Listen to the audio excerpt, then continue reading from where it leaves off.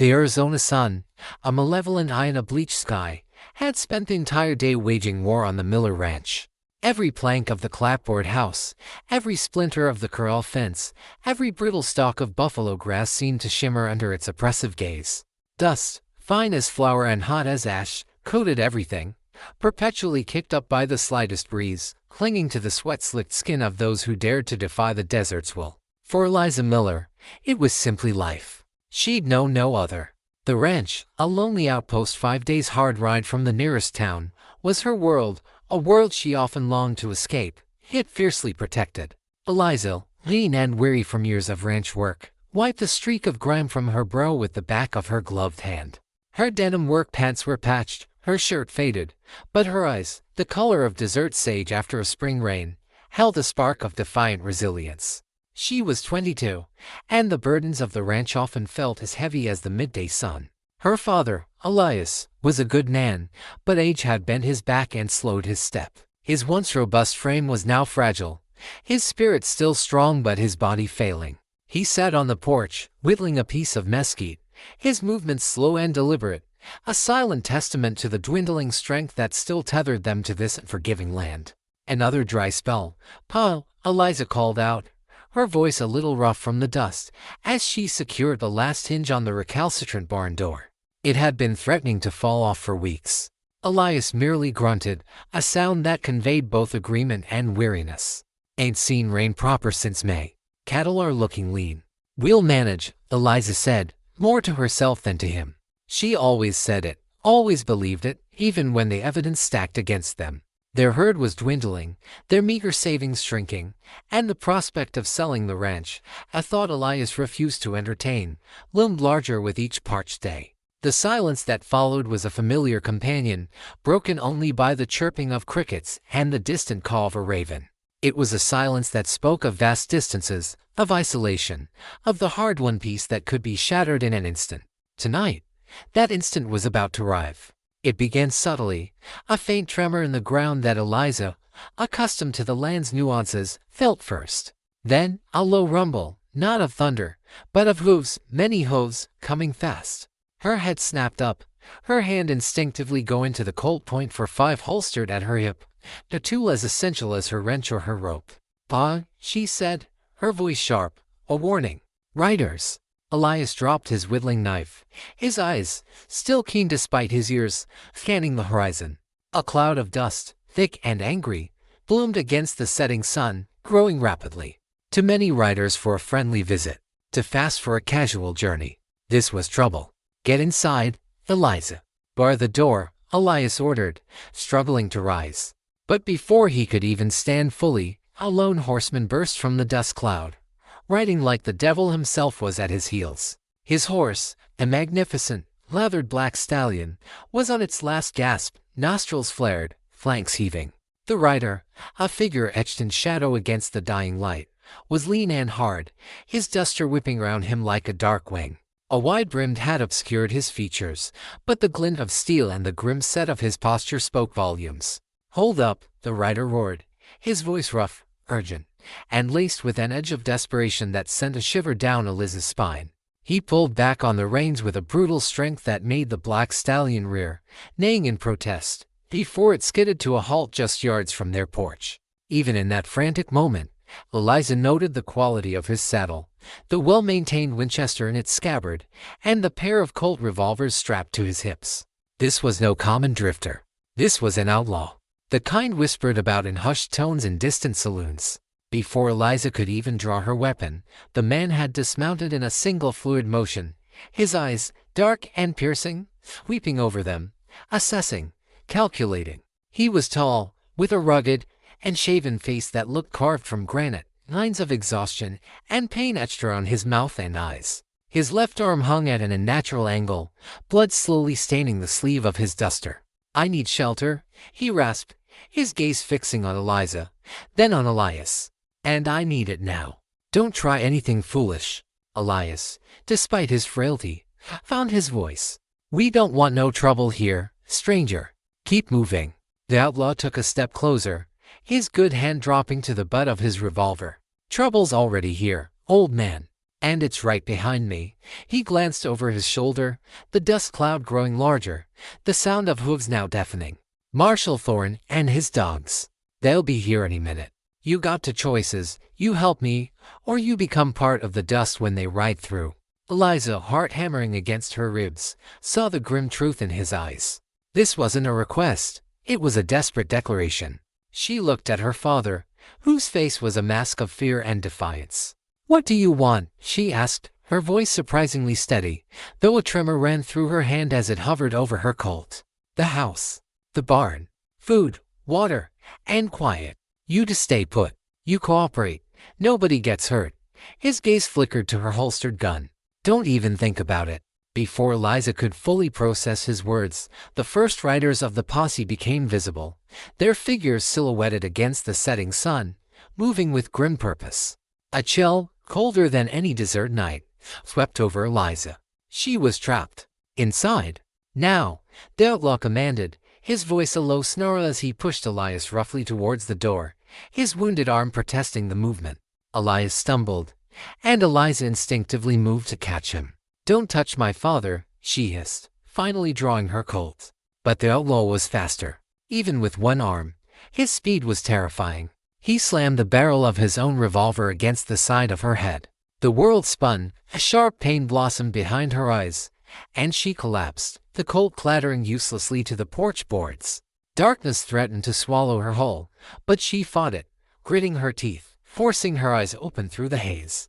"Eliza!" Elias cried out, his voice choked with rage and fear. The outlaw, Jericho Black, as Eliza would later learn, stood over her, his expression unreadable. He picked up her Colt, then looked at Elias. "She'll live, but try that again, and I'll put a bullet in your knee, old man. Now, inside, both of you." He herded them into the dimly lit cabin, the air thick with the smell of old wood dust, and now, the metallic tang of blood from his arm. He barked orders, pushing them into the small, cramped kitchen. "Get me some rags, clean water, and something to eat." Eliza, still dizzy but her mind clearing with a surge of adrenaline and fury, stared at him. "You're Jericho Black," she said, the name a venomous whisper. She'd heard the stories, a bank robber, a killer, a ghost in the desert. A faint, humorless smile touched his lips, a fleeting glimpse of something dangerous and weary. "That I am them. And for tonight, your guest." He kept them penned in the kitchen, watching them with an intensity that missed nothing. His eyes, though weary, were sharp, constantly scanning, constantly assessing. Eliza, under his watchful gaze, found herself performing the mundane tasks of getting rags and water, her hands trembling not just from the blow, but from the terrifying realization of their predicament. She glanced at her father, whose face was pale, his eyes wide with a fear Eliza rarely saw in him. Jericho Black moved with a predatory grace despite his injury. He tore strips from an old curtain, cleaned his wound with the grim efficiency of a man used to violence, hissing once but otherwise showing no sign of pain. He ate the cold beans and hardtack Eliza offered him quickly, almost savagely, his eyes never leaving them. The pounding of hooves outside grew louder, closer. "They're here," Eliza whispered, her voice barely audible. Jericho merely nodded, his jaw tight. He positioned himself by the window, peering through a crack in the curtains, his Winchester held ready. "Remember what I said. Play along. You try anything, and they'll ride in here to find both of you dead, and me gone." The words were cold, brutal, and utterly convincing. Eliza felt a deep chill settle in her bones. Their lives, her father's and her own, now hung by the thread of this outlaw's desperate gamble. The only sound in the tense silence was the heavy thud of her own heart. This was how legends began, she thought distantly, and how ordinary lives were extinguished. She just prayed theirs wouldn't be the latter. The sound of Marshall Thorne's authoritative voice barking orders from outside shattered the fragile peace of the Miller Ranch. The sudden burst of gunfire shattered the fragile stillness of the desert night. Jericho Black, a silhouette of grim determination against the faint starlight filtering into the Miller Ranch house, unleashed a volley from his Winchester. The glass of the window exploded inwards, showering Eliza and Elias with splinters. Outside, a chorus of shouts and more gunshots erupted as Marshall Thorne's posse retaliated. "Get down!" Jericho snarled, grabbing Eliza by the arm and yanking her roughly to the floor behind the solid oak table. Elias, already cowering, flattened himself next to them. Bullets thudded into the wooden walls, splintering boards, whizzing through the air. The smell of gunpowder was acrid, burning Eliz's nostrils. She could hear Thorn's voice, clear and cold even amidst the chaos. "Black, we know you're in there. Give up the girl and the old man, and we might let you walk away with your life." Jericho merely grunted, chambering another round. "He's lying," he muttered, more to himself than to them. "They'll hang me whether I have you or not." "You can't stay here," Eliza hissed, her voice low and urgent, despite the terror coiling in her gut. "They'll burn the place down around us." Jericho's dark eyes met hers, a flicker of something unreadable in their depths. He looked around the small, besieged cabin, recognizing the truth of her words. He was cornered, but giving up was not in his nature. "All right," he said, his voice clipped. "We're moving. Out the back. And you to stick with me, or I swear, I won't hesitate." He didn't wait for a response. With a sudden, explosive burst of speed, he crashed through the back door, splintering the old wood. Eliza, still dazed from the earlier blow and the terror of the moment, scrambled after him, pulling her father along. Elias, surprisingly, moved with a newfound, desperate energy. The night air was a shock against her face, cool but thick with dust and the metallic scent of blood. They burst into the small backyard, lit erratically by the moon and the muzzle flashes from the front of the house. Jericho made a beeline for the small, neglected corral where their 2 horses and his own black stallion, Midnight, were kept. "Midnight," he called, a low whistle cutting through the din. The stallion, remarkably, responded, trotting over, seemingly accustomed to the chaos. "Grab the other 2 horses. Saddle them," Jericho commanded, his good arm already throwing a saddle onto Midnight. Eliza, her rancher instincts kicking in despite her fear, moved with practiced speed. She threw saddles onto their 2 sturdy but less impressive horses, Whiskey and Clover, her hands flying over the buckles and cinches.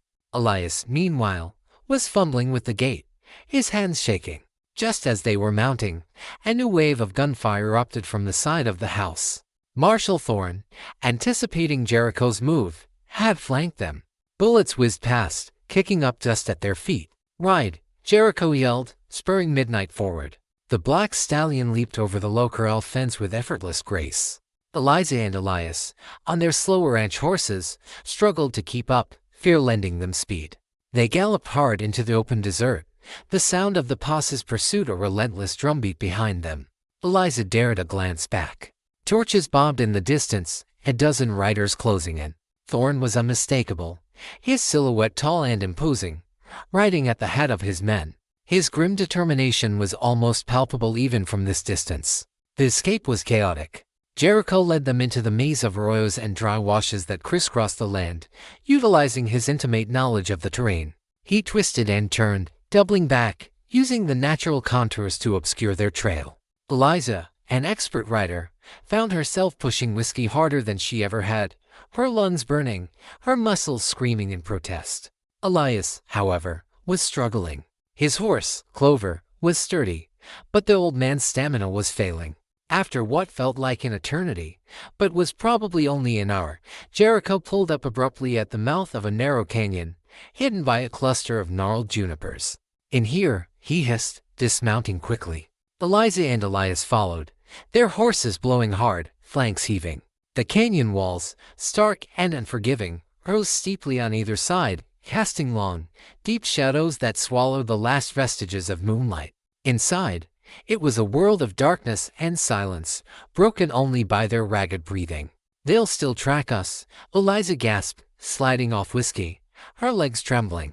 "Not in this mess," Jericho said, gesturing to the rocky, uneven ground. "Too much loose rock. Too many false trails. They'll have to dismount and follow on foot, or waste time searching." He listened intently, his head cocked.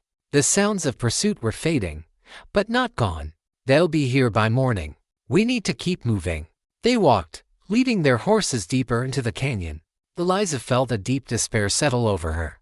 She was now truly cut off from her home, her life, dragged into the desperate flight of an outlaw. The desert, her familiar companion, now felt like a vast, hostile trap. As they walked, Jericho, despite his wounded arm, moved with an almost preternatural awareness. He seemed to read the desert like a book, identifying faint animal trails, knowing which rock formations offered the best cover, where a seat might provide a precious drop of water. Eliza watched him, a strange mix of terror and grudging respect growing within her. He was a ruthless man, but he was also a master of this harsh domain. "We need water," Elias rasped, his voice dry and cracked. He was faltering, leaning heavily on Clover's saddle. Jericho barely paused. "There's a spring, a few miles further. If it ain't dry." He didn't offer comfort, only facts. They continued their arduous trek. The silence was punctuated only by the crunch of their boots on gravel, and the horses' hooves, the constant wind whispering through the canyon. Eliza's throat was raw, her lips cracked. She longed for a single, cool drink. At one point, as Elias stumbled badly, nearly falling, Jericho stopped. He didn't offer a hand, but his gaze, dark and unblinking, fixed on the old man. "You slow us down, old man, and we all die out here." The words were harsh, but Eliza noticed a subtle change in his tone, less pure threat, more grim statement of fact. "I'm trying," Elias wheezed, pride warring with his exhaustion. Jericho merely nodded. He turned and continued, but Eliza saw him glance back, a quick, almost imperceptible assessment of Elias's deteriorating condition. It was a fleeting moment, but it registered. Later, as the first hint of false dawn painted the eastern sky in bruised purples and oranges, Jericho finally found what he was looking for, a small, almost invisible crevice in the canyon wall. Barely a trickle of water seeping from the rock. It was enough. Eliza and Elias drank deeply, cupping their hands, the cool liquid a balm to their parched throats. Jericho, however, took only a few sips, his eyes constantly scanning the canyon entrance, his senses alert to any sign of the approaching posse. As Eliza watched him, tending to his wound again with a fresh strip of cloth, she couldn't shake the image of him, alone against the world, hunted. He was a dangerous man, yes, but he was also, in this moment, a wounded animal, fighting for his life. The initial, pure terror began to mingle with something else, a grudging curiosity, a flicker of something that almost resembled pity. He was her captor, but in this vast, indifferent wilderness, they were both utterly, desperately vulnerable. The sun began its ascent, casting long, menacing shadows down the canyon, and Eliza knew Marshall Thorne wouldn't be far behind. The rising sun, a searing copper disk, began to crawl over the lip of the canyon, slowly dispelling the cool, protective shadows of dawn. Each ray seemed to prickle Eliza's skin, a reminder of the heat that would soon become unbearable. They had traveled for hours, deep into the labyrinthine twists and turns of the rocky passage, following Jericho Black's uncanny sense of direction. Elias, though weary, had managed to keep pace, fueled by sheer desperation. Jericho finally halted at a point where the canyon widened slightly, revealing a small, almost hidden alcove carved naturally into the rock face. A gnarled, ancient mesquite tree clung stubbornly to the sparse soil at its entrance, offering a meager but welcome patch of shade. It was a place of stark, isolated beauty, yet to Eliza, it felt like a prison cell carved by the very hand of the desert. "We rest here," Jericho stated, his voice devoid of emotion, though his posture suggested bone-deep weariness. He dismounted midnight, his wounded arm held stiffly, his face a mask of exhaustion. "They won't find us here, not for a while." Eliza slid off whiskey, her legs aching, her muscles screaming in protest. Elias practically fell from Clover, collapsing onto the dusty ground in the shade, breathing heavily. The horses, too, looked spent, their heads hanging low. "Water," Elias rasped, looking at the small skin of water they still carried, a remnant of their earlier find. Jericho nodded. "Conserve it. No telling when we'll find more." He didn't offer it, but he didn't forbid it either. Eliza, with a grimace, handed the water skin to her father, who took a small, careful sip before passing it back. Eliza did the same. Jericho simply watched, his eyes unwavering, missing nothing.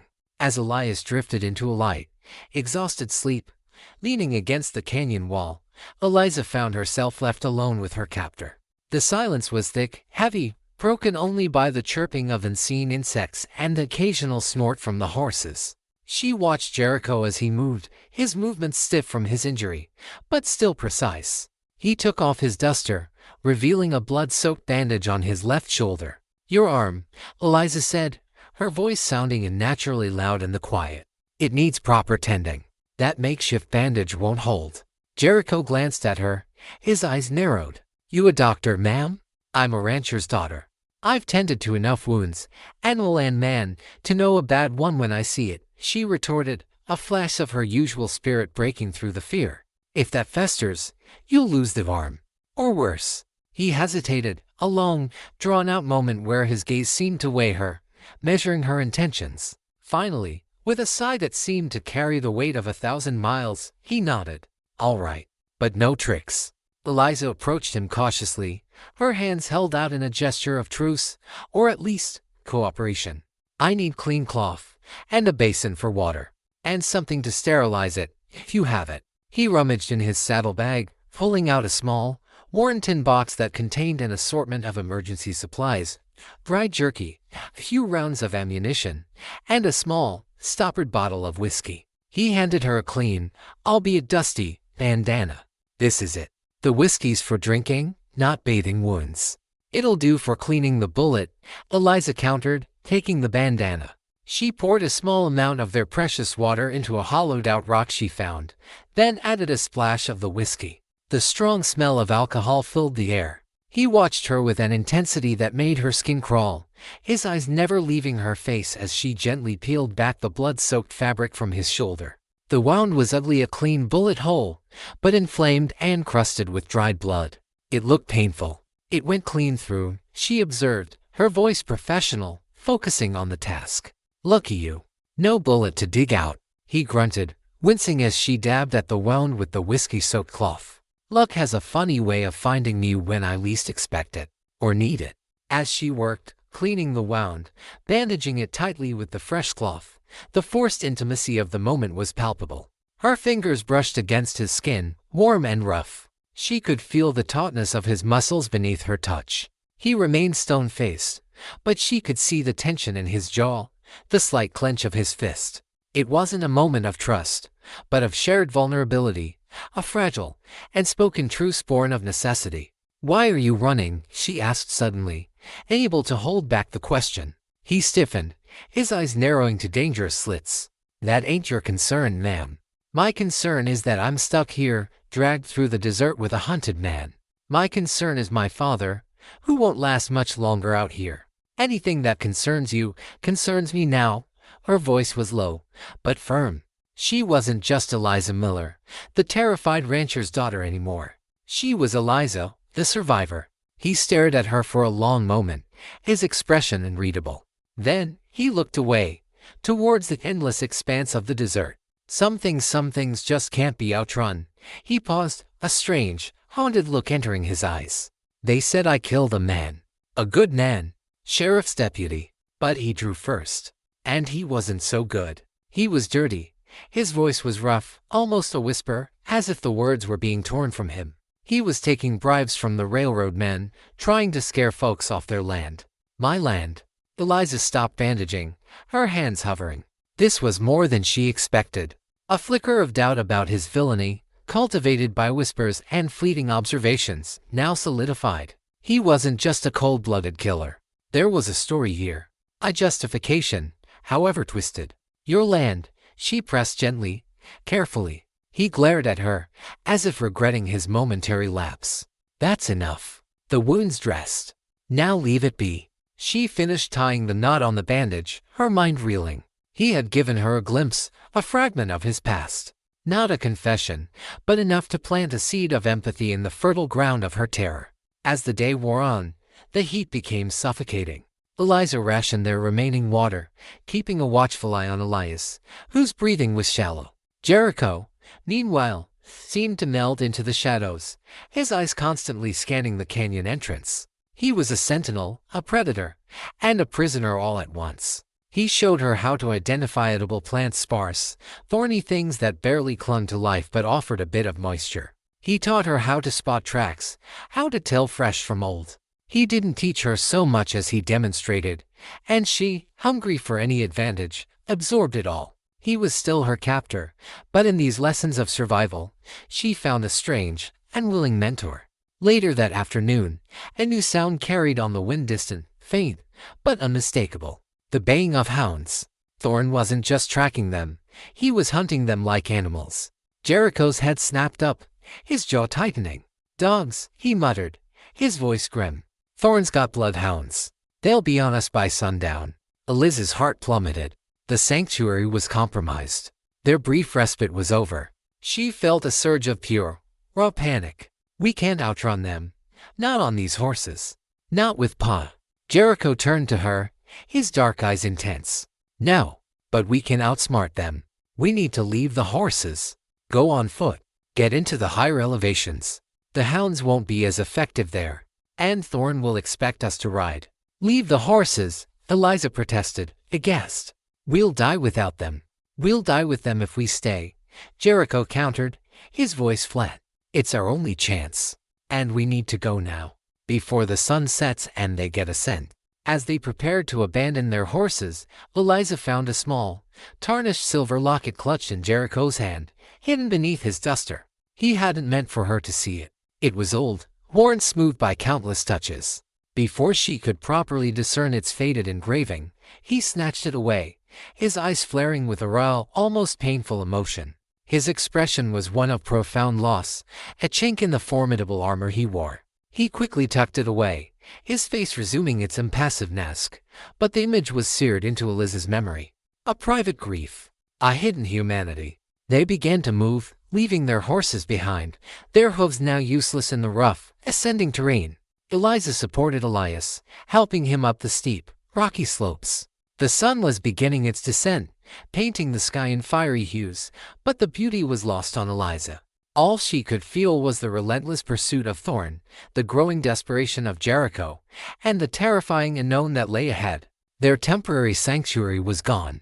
Now, only the harsh and yielding wilderness and the relentless pursuit awaited them. The ascent into the higher elevations was a brutal testament to the unforgiving nature of the Arizona territory. Every step was a battle against loose scree, treacherous cliffs, and the relentless and forgiving sun that had now fully risen, beating down with a renewed ferocity. Eliza, her lungs burning, her muscles screaming, supported Elias, whose labored breathing was a constant, stark reminder of his failing strength. Jericho, despite his still aching wound, moved with a grim efficiency, leading them through narrow goat paths only he seemed to know, his eyes constantly scanning, ever watchful. The baying of Thorn's hounds, though distant, was a chilling reminder of their relentless pursuit. It was a primal sound, cutting through the vast silence of the mountains, a constant pressure pushing them onward. Eliza could almost taste the dust kicked up by the posse, could almost feel Thorn's cold and yielding gaze on their backs. As they rested briefly in the meager shade of a scraggly ponderosa pine, Elias, utterly spent, slumped against the trunk, his eyes closed. Eliza offered him a sip of the dwindling water, her own throat raw. She looked at Jericho, who stood sentinel, his Winchester across his chest, surveying the jagged panorama below. "You said he was dirty," Eliza began, her voice low, picking up the thread of their earlier conversation. "The deputy. What happened?" Jericho turned, his dark eyes meeting hers. He hesitated, a long, drawn-out moment where the wind seemed to hold its breath. His name was Silas. Good with a badge, bad with a conscience. He worked for the railroad. They wanted land that belonged to small ranchers, homesteaders like my family. My father had a claim, good land, a decent well. Silas, he tried to strong-arm him, offered a pittance, then threats. He paused, a flicker of pain crossing his rugged features. My father wouldn't sell. Proud man. Stubborn. Silas, he didn't like that. Came back one night with a few of the railroad's hired thugs. Tried to burn us out. Eliza listened, captivated, her earlier terror giving way to a strange, almost unwilling empathy. The Jericho Black of the wanted posters, the ruthless outlaw, was slowly morphing into a man shaped by tragedy and injustice. My mother, he continued, his voice barely above a whisper, she tried to fight them off. She got caught in the crossfire. Silas, he shot her. Not on purpose, he said. An accident. But she was dead. And my father, he lost everything. His land, his wife, his will to live. He clenched his jaw, his knuckles white around the barrel of his rifle. They called it an unfortunate incident. said she got in the way of a warning shot. But I saw him. Saw the look in his eyes. He didn't care. So you killed him? Eliza asked, piecing it together. I tracked him, Jericho admitted, his gaze hard, distant. Found him in a saloon in Flagstaff. He drew first. I swear it. But when the dust settled, Silas was dead, and I was Jericho Black, the outlaw. Marshall Thorne, he was Silas's cousin. Swore he'd see me hang. That was 5 years ago. The weight of his words hung in the air, heavy and somber. Eliza saw not just the outlaw, but the son, the grieving man, the victim of a brutal system. Her fear didn't vanish, but it was now laced with a profound and settling understanding. Just as the revelation settled between them, a sudden, guttural snarl echoed from the boulders above. A mountain lion, lean and hungry, stalked into view, its eyes fixed on Elias, the easiest prey. Eliza gasped, her hand instinctively going for her missing colt. Jericho reacted instantly. Stay low, he barked, pushing Eliza and Elias behind a large rock formation. He raised his Winchester, but the lion, sensing its opportunity, leaped. It wasn't towards Elias, but toward Eliza, who was momentarily exposed. Jericho, without a thought, threw himself between them, his good arm coming up, taking the brunt of the lion's charge. He roared, a sound of raw defiance, grappling with the powerful beast. His wounded arm, already weak, tore open further. Eliza, seeing the danger, grabbed the heavy rock. Get off him, she screamed, bringing the rock down with all her might on the lion's head. The blow stunned the animal, giving Jericho the opening he needed. He twisted, pulling a hunting knife from his boot with his teeth, and plunged it deep into the lion's flank. The beast shrieked, a sound of agony and rage, before collapsing, thrashing violently for a few moments, then falling still. Jericho lay panting, blood oozing from his reopened shoulder wound, his face pale with exertion and pain. Eliza stared, adrenaline still coursing through her veins. He had saved her. Without a second's hesitation. The man who had taken her hostage had just put his life on the line for her. You're bleeding, she whispered, rushing to his side. He pushed himself up, wincing. Nothing I ain't used to. His eyes, however, held a new and readable depth as he looked at her. The incident, a brutal dance with death, forged an undeniable bond between them. It wasn't trust, not yet, but a raw, undeniable recognition of shared struggle and the primal will to survive. Eliza, using scraps of her own clothing, re-bandaged Jericho's shoulder, her movements more confident now, less tinged with fear. She was no longer just a passive hostage. She was a participant, a partner in this desperate, high-stakes game of survival against both man and beast. The echoes of Jericho's past, and his unexpected act of courage, resonated deeply within her. The sun dipped below the jagged western peaks, casting long, menacing shadows across the winding mountain trails. The air grew colder, and the distant baying of the hounds seemed to grow louder, more insistent, carried on the crisp evening breeze. Jericho knew they couldn't keep moving through the treacherous terrain in the dark, especially with Elias's fading strength. We need shelter, he grunted, his voice strained from the reopened wound and the day's exertion. There's an old prospector's shack, maybe a few miles ahead. Used to be a waypoint for the railroad surveyors, before they moved on. The hope of shelter, however temporary, propelled Eliza and Elias forward with renewed, albeit desperate, energy. The thought of a roof over their heads, a moment of respite from the relentless pursuit, was a powerful motivator. After another hour of grueling climbing and navigating winding game trails, a dilapidated structure finally emerged from the encroaching twilight. It was a ramshackle cabin, half-collapsed, nestled against a sheer rock face, its chimney broken, its windows boarded up. It looked abandoned, desolate, yet undeniably offered protection. This is it, Jericho whispered, his hand going to his revolver. He approached with extreme caution, his senses on high alert. He pushed open the creaking door, a cloud of dust puffing out. The interior was dark, smelling of stale air, damp earth, and something else, something metallic, faintly acrid. Looks clear, he announced, but his voice lacked conviction. He didn't step inside immediately. His eyes, keen even in the gloom, swept the surrounding area. Eliza, her heart thumping, felt a prickle of unease. The place felt too quiet, too still. As they moved closer, Elias stumbled, knocking against a loose rock. The sound echoed unnaturally loud in the silence. And then, from inside the shack, came a distinct, metallic click. The sound of a hammer being cocked. "Get down," Jericho roared, shoving Eliza and Elias violently to the ground just as a shot rang out from within the cabin. The bullet whizzed over their heads, splintering the rock face behind them. Before they could fully react, Marshal Thorne's voice, cold and triumphant, echoed from inside. "Took you long enough, Black. Knew you'd come for shelter. We've been waiting." It was a trap. A cruel, elaborate ambush. Thorne had anticipated Jericho's move, had laid a snare in the very place Jericho had hoped would be their sanctuary. Eliza felt a surge of cold terror, worse than any she'd experienced so far. Betrayed by hope itself. "Thorne, you bastard," Jericho snarled, scrambling to cover behind a large boulder, pulling Eliza and Elias with him. "You dragged these innocents into this. They ain't innocent no more, Black," Thorne's voice boomed. "They're accomplices. And you're just a dead man walking.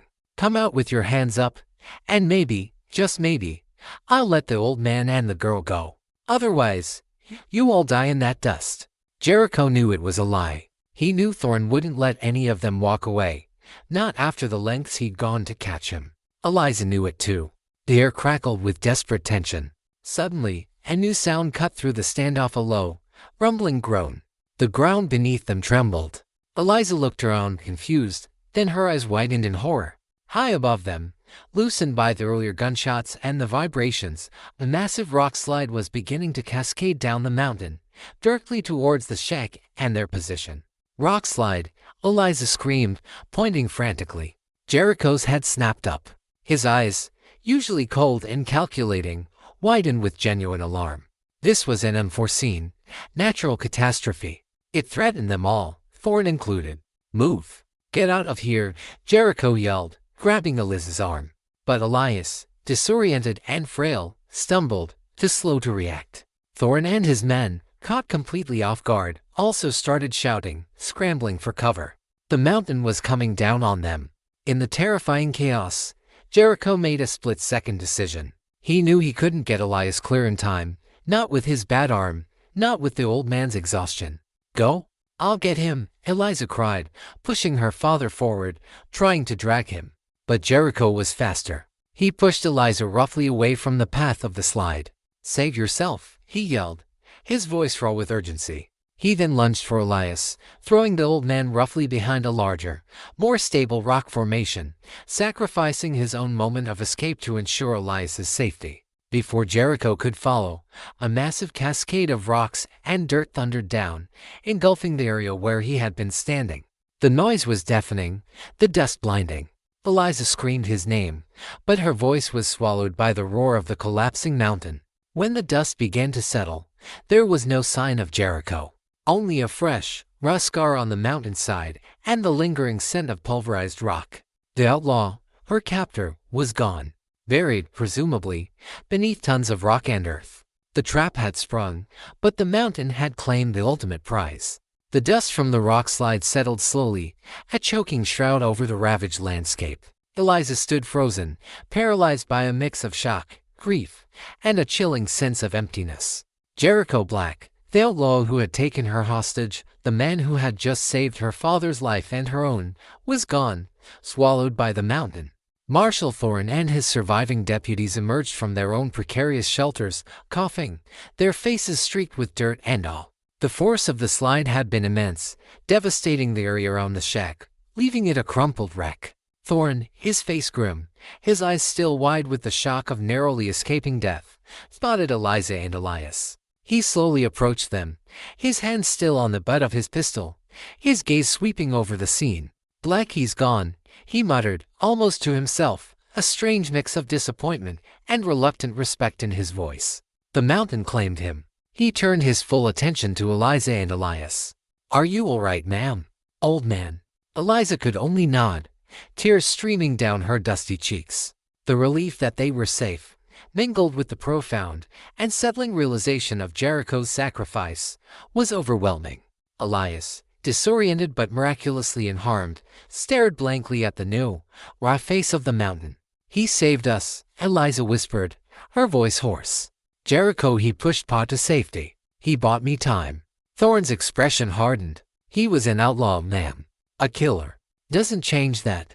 But there was a flicker in his eyes, a momentary conflict that Eliza didn't miss. He had seen it too, Jericho's final, selfless act. Despite the implicit understanding of what had just transpired, Thorne's duty was clear. He quickly secured the area, checking for other dangers, then turned to Eliza and Elias. "We need to get you back to civilization. Your ranch, if it's still standing. And we need to make a report." The journey back was arduous, a grim reversal of their desperate flight. Eliza rode with a deputy, Elias supported by another. Thorne rode ahead, his usual stern demeanor now tinged with a subdued thoughtfulness. The silence of the posse was heavy, punctuated only by the creak of saddles and the rhythmic beat of hooves. As they neared her ranch, Eliza felt a surge of hope, quickly followed by a pang of dread. What would they find? And what would her life be like now, after all she had witnessed, all she had endured? They found the ranch mostly intact, though the front door was riddled with bullet holes and the interior was a mess. Eliza collapsed onto her porch, the familiar sight of her home a comfort, yet it felt alien, tainted by the memory of violence and fear.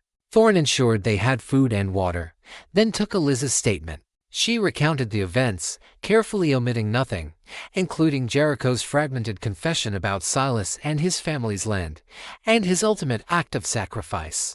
Thorne listened, his face impassive, occasionally jotting notes. He didn't interrupt, didn't scoff. "You believe him, ma'am?" Thorne asked, his eyes sharp. "I saw what I saw, Marshal," Eliza replied, her gaze firm. "He was a desperate man, yes. But he saved our lives. And he had his reasons. Reasons that sound an awful lot like what the railroad's been doing to other homesteaders around here." Thorne grunted, a sound that could mean anything. He finished his notes, then rose. "I'll send word to town. Get some men out here to help you shore up the place. But you stay put, ma'am. Don't go anywhere." Eliza understood. She was no longer a mere victim. She was a witness.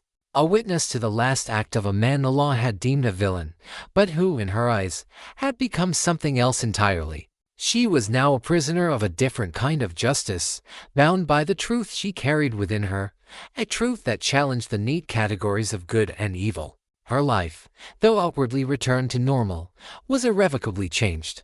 The memory of Jericho Black, the outlaw who saved her, would forever haunt the dust of her Arizona home.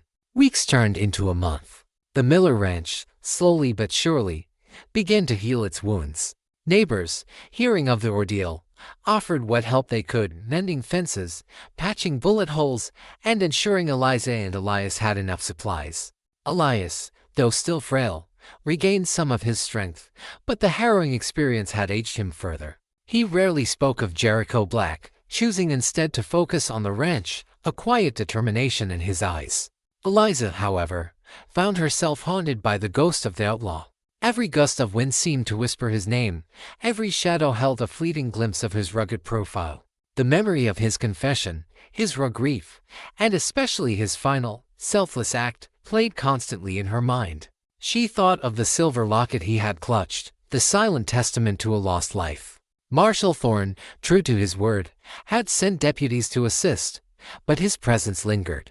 He made several return visits, each time questioning Eliza, not aggressively, but with a persistent, probing intensity. He sought to reconcile the facts of Jericho Black, the notorious killer, with Eliza's account of his redemption. "You're sure he pushed your father, ma'am?" Thorne asked one afternoon, sitting on her porch, his gaze sweeping the now-repaired ranch. "Not just scrambled to save himself." "I am sure, Marshal," Eliza replied, her voice firm. "He put himself in harm's way to get Pa clear. He could have run, but he didn't." Thorne stroked his chin, a thoughtful expression on his face. "And this story about Deputy Silas, his cousin. You truly believe Black's version of events?" "I believe what he told me, Marshal. And I believe what I saw in his eyes," Eliza stated. "Besides, the railroad companies are known for their tactics. I've heard whispers of other homesteaders being pushed off their land, their wells dried up, their homes burned. It wouldn't surprise me if Silas was involved." Thorne's jaw tightened. He knew the rumors as well as anyone. The railroad's relentless expansion often left a trail of ruined lives. He had always dismissed them as the bitter complaints of those who couldn't adapt. But Eliz's unwavering conviction, combined with his own fleeting glimpse of Jericho's sacrifice, began to chip away at his rigid sense of justice. He started making his own inquiries, discreetly at first. He revisited old reports, spoke to retired lawmen, and even quietly questioned some of the railroad workers. He found inconsistencies, whispers of shady dealings, and a pattern of intimidation that mirrored Jericho's story. The image of Silas, his once respected cousin, began to blur, tainted by suspicion. Meanwhile, Eliza found herself struggling to reconcile her past with her present. She was safe, but not whole. The world had opened up, revealing a complexity she hadn't known existed. The line between outlaw and hero, villain and victim, was no longer clear. She felt a profound sense of injustice, not just for Jericho, but for the countless others who might have been wronged by a system that favored power over truth. One evening, as the sun painted the sky in fiery hues, Eliza sat on the porch, a silent vigil. She thought of the silver locket, the one Jericho had so fiercely protected. It was a tangible piece of his humanity, a symbol of the life he'd lost. She realized then that her testimony, her belief in his story, was perhaps the only justice he would ever receive. And she resolved to ensure his last act, his selfless sacrifice, would not be forgotten. The seeds of doubt had been planted, not just in Thorne's mind, but in the very fabric of her own understanding of the world. Marshall Thorne, a man who had always prided himself on his unwavering adherence to the law, found himself in unfamiliar territory. Doubt. Eliza Miller's earnest testimony, coupled with Jericho Black's final, undeniable act, had pricked something deep within him. The neat categories of right and wrong, black and white, were blurring, painted over by the complexities of human desperation and systemic injustice. He began his investigation in earnest, but quietly, aware that digging into the past of a deceased, well-regarded deputy, even a cousin, could stir up a hornet's nest, especially if it touched the powerful railroad interests. His first step was to travel to Flagstaff, where Silas had been stationed. He spoke with old-timers, saloon keepers, and even some of Silas's former colleagues, probing for any inconsistencies in the official narrative of Silas's death. He learned that Silas, while generally respected, had a reputation for being overly ambitious and quick-tempered. Whispers of his heavy gambling debts and extravagant spending, far beyond a deputy's salary, surfaced. Thorne found an old land dispute record, showing a property claim filed by Elias Black, Jericho's father, that was suspiciously dismissed shortly after Silas arrived in the territory, paving the way for a railroad land acquisition.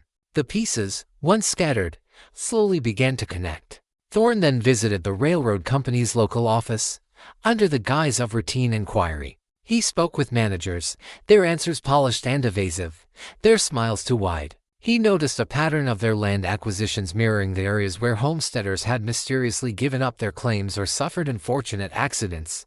He even found a ledger entry, vaguely disguised, hinting at payments made to local contacts for expedited land negotiations. The more Thorne dug, the more uncomfortable truths he uncovered. Silas, it seemed, had been more than just ambitious. He had been corrupt, using his badge to strong-arm homesteaders, clearing paths for the railroad's expansion, lining his own pockets in the process.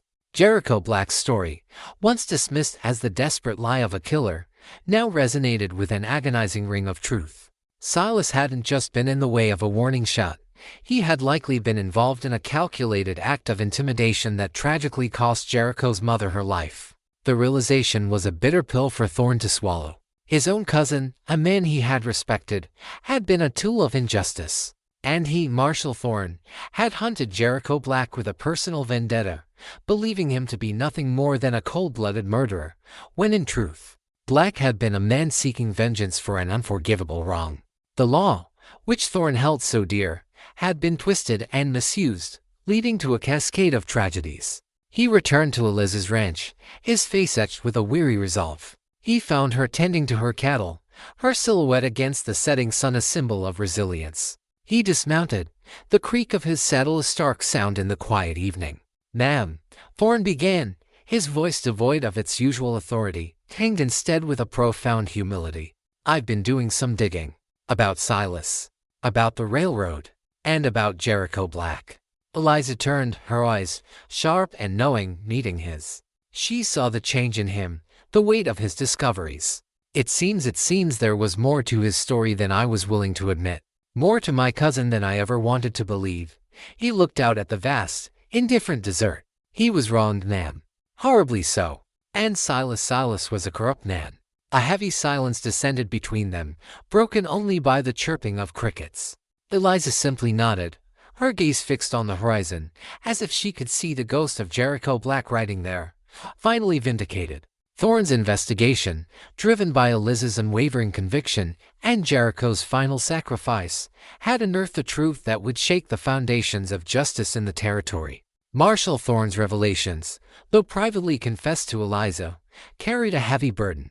To publicly admit that a respected deputy, his own cousin, was corrupt, and that a notorious outlaw was, in part, a victim seeking justice, was to risk his reputation, his career, and potentially ignite a firestorm with the powerful railroad company. Yet, the truth, once discovered, could not be unlearned. Thorne returned to his office in the nearest town, the weight of his findings pressing down on him. He spent long nights poring over documents, cross-referencing land deeds, witness statements, and railroad permits. The evidence, though circumstantial in places, painted a damning picture of Deputy Silas and the railroad's ruthless tactics. He found evidence of fabricated claims, forged signatures, and outright bribery. He drafted a meticulous, detailed report, outlining his investigation, including Eliza Miller's testimony and the tragic story of Jericho Black's family. It was a document that implicated powerful men and challenged the very narrative he had upheld for years. He knew the consequences would be severe.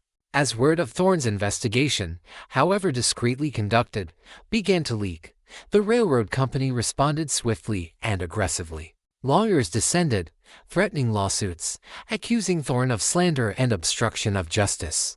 They tried to discredit Eliza, portraying her as a naive rancher's daughter swayed by a charismatic criminal. They even attempted to leverage their political connections to have Thorne removed from his post. Thorne stood firm. He presented his findings to the territorial judge, a stern but honorable man. The judge, initially skeptical, was swayed by the overwhelming evidence Thorne had painstakingly gathered. The scandal threatened to erupt, shaking the very foundations of the territory's legal and political landscape.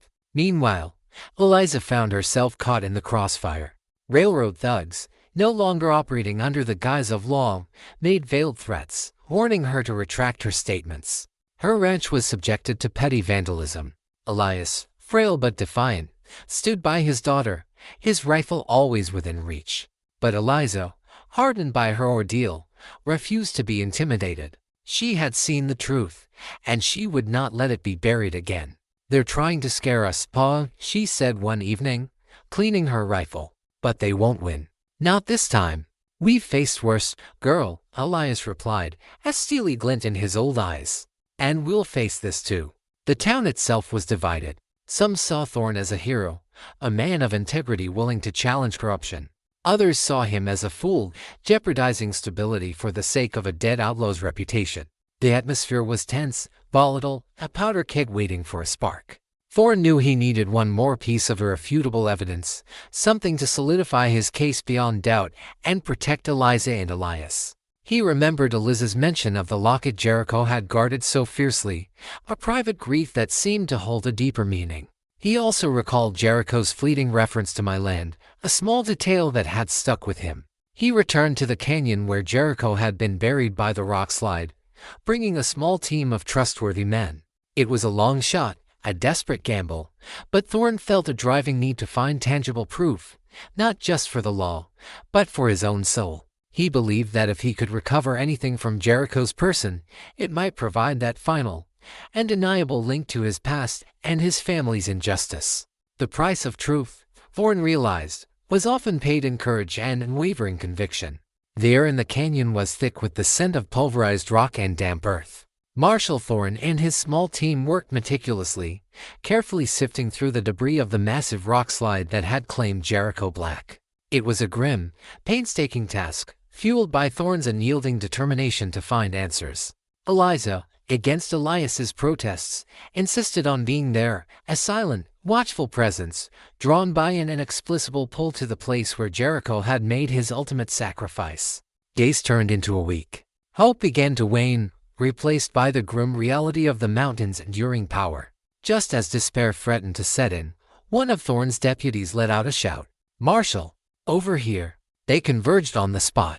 Embedded deeply in a crevice, protected by a large, fallen boulder, they found what remained of Jericho Black. His body was badly mangled, but remarkably preserved from the elements, and clutched tightly in his lifeless hand, despite the crushing force of the rock slide, was a tarnished silver locket. Thorne carefully pried open Jericho's stiff fingers and retrieved the locket. It was heavy, cool to the touch. With trembling hands, he unlatched it. Inside, faded but still visible, were two small daguerreotypes, one of a stern-faced, proud man, undeniably Jericho's father, and another of a gentle, smiling woman, Jericho's mother. Engraved on the back, almost imperceptibly, were the initials EB and a date, marking a wedding anniversary, a testament to a life tragically cut short. More importantly, a small, tightly folded piece of parchment was tucked behind the photographs. Thorne carefully unfolded it. It was a land deed, old and brittle, clearly showing Elias Black's rightful claim to the homestead that the railroad had later acquired, with the date of Silas's illegal appropriation scrawled across it. It was the irrefutable evidence Thorne needed. The locket, the photographs, the deed, they weren't just mementos. They were a posthumous confession, a silent scream for justice.